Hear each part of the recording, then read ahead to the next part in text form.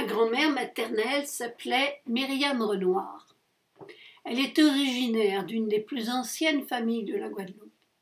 C'est une variante de Renoir portée surtout dans le Cher. Notre ancêtre Louis Renoir est recensé en 1664 à la montagne Saint-Louis, un lieu proche de la ville de Saint-Claude. Il a 26 ans et habite chez son oncle Mathurin Renoir, 60 ans, qui exerce le métier de chapelier. La montagne Saint-Louis, paroisse de Saint-François de Basse-Terre, est le berceau de la famille de Bologne, connue pour la célèbre distillerie. Mathurin et Louis étaient sans doute des engagés, recrutés sur les quais de La Rochelle, d'où partaient la plupart des bateaux à destination de Guadeloupe et de Martinique. Selon le site Planète Antilles, en 1634, Charles Liénard de l'Olive, colon de l'île de Saint-Christophe, partit pour Paris afin de persuader la Compagnie des îles d'Amérique de lui permettre de coloniser la Guadeloupe. Arrivé à Dieppe, il rencontra le sieur Jean du Plessis d'Aussonville, à qui il exposa son projet, et tous deux se rendirent à Paris pour négocier avec la compagnie. Le contrat, signé le 14 février 1635, leur délivrait une commission pour commander ensemble dans l'île qu'ils habiteraient. Les deux associés quittèrent le port de Dieppe le 25 mai 1635 avec 554 personnes, parmi lesquelles se trouvaient 4 missionnaires dominicains, 150 engagés et quelques familles. Mathurin pouvait se trouver parmi les engagés, il avait 30 ans. Arrivés en Guadeloupe, les premiers obtiennent une concession de terre et deviennent colons ou maîtres de case. Pour exploiter leurs concessions, ils feront venir d'Afrique des esclaves. Les engagés ou alloués, comme on les nommait jusqu'en 1642, étaient des émigrants volontaires qui n'avaient pas les moyens de payer le voyage.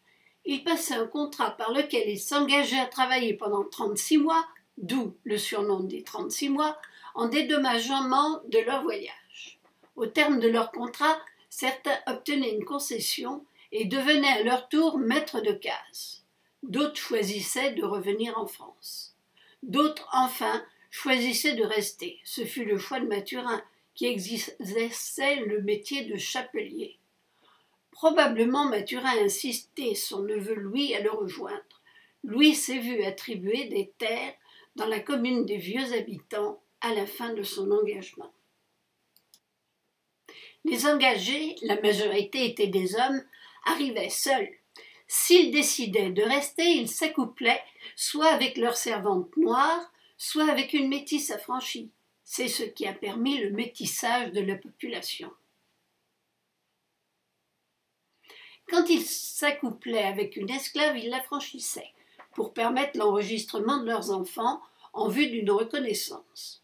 Au moment de la Révolution et de la première abolition de l'esclavage, l'établissement des registres de l'état civil a permis un grand nombre de reconnaissances. Mais il a fallu attendre les années 1830 pour que disparaisse des registres d'état civil la mention de la couleur de la peau. Ajouter du lait au café donne un breuvage plus ou moins noir.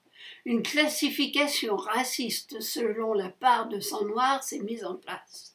Ainsi, traditionnellement, un enfant issu d'une union noir-blanc est un mulâtre, mulâtresse. Un enfant issu d'une union mulâtre-blanc est un carteron. Un enfant issu d'une union carteron-blanc est un octavon, on dit aussi mamelouk. Un enfant issu d'une union mulâtre-noir est un capre, capresse. Le terme de carteron signifie que l'individu a un quart de sang noir et octavon qu'il en a un huitième. Les qualifications ont par exemple été utilisées concernant Alexandre Dumas, père et fils.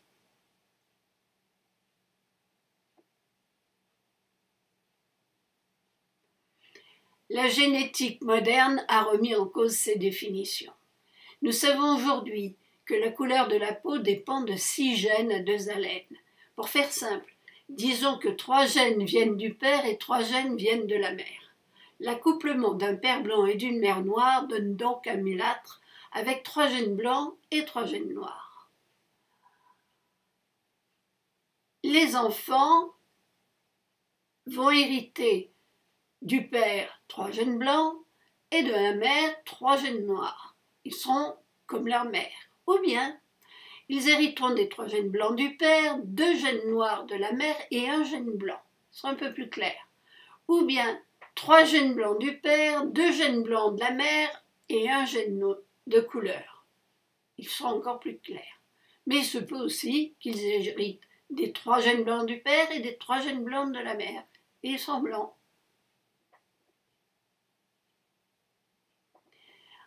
Si le père est noir et la mère mulâtre, l'enfant aura 3 gènes noirs du père et 3 gènes noirs de la mère, ou bien 3 gènes noirs du père et 2 gènes noirs de la mère et 1 gène blanc, ou bien 3 gènes noirs du père, 1 gène noir de la mère et 2 gènes blancs, ou bien 3 gènes noirs du père et 3 gènes blancs de la mère.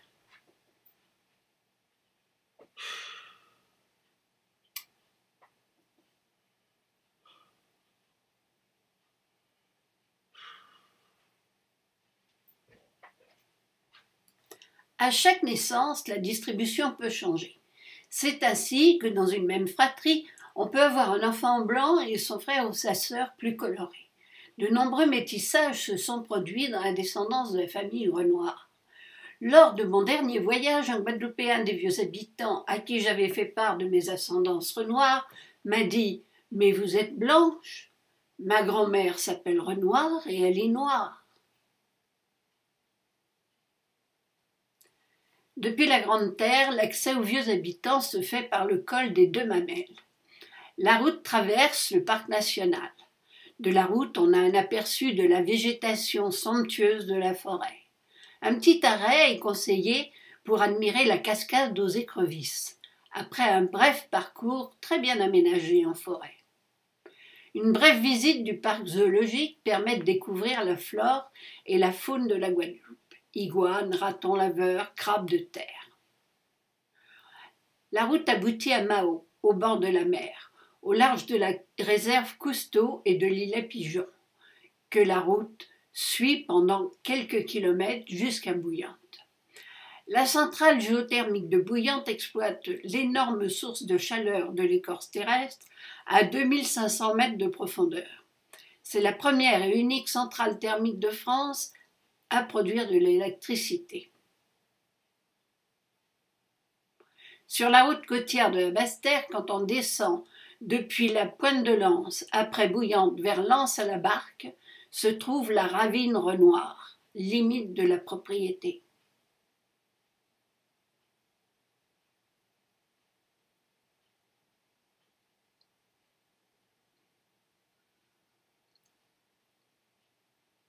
Point de vue du site.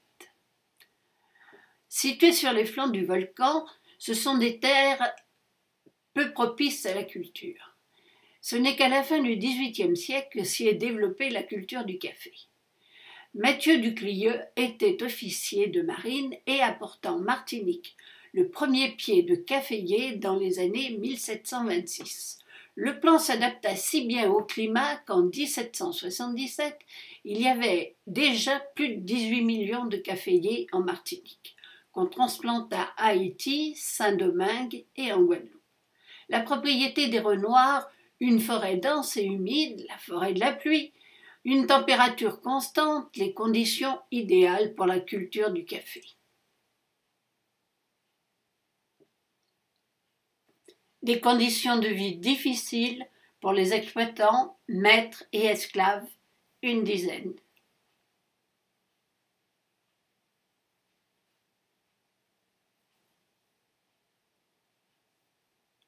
Des conditions d'exploitation rudimentaires, les tiroirs où sèchent les cerises sont glissés sous les bâtiments quand il pleut. L'église Saint-Joseph aux vieux habitants, la plus ancienne église de Guadeloupe, classée monument historique, elle est située au milieu d'un cimetière typiquement créole. La visite mérite le détour. La Guadeloupe en 2017, c'est une région monodépartementale de l'outre-mer français. 403 314 habitants, 80% sont métis, ou noirs, 10% sont blancs, 10% d'origine diverse, indienne, asiatique ou autre. De nombreuses personnalités dans le domaine culturel, politique et sportif. Alexis Saint-Léger, dit St. John Perse, prix Nobel de littérature, Laura Flessel, championne olympique en escrime. Il faut rappeler que le premier polytechnicien de couleur, le capitaine de vaisseau Camille Mortemolle, au XIXe siècle, était guadeloupéen.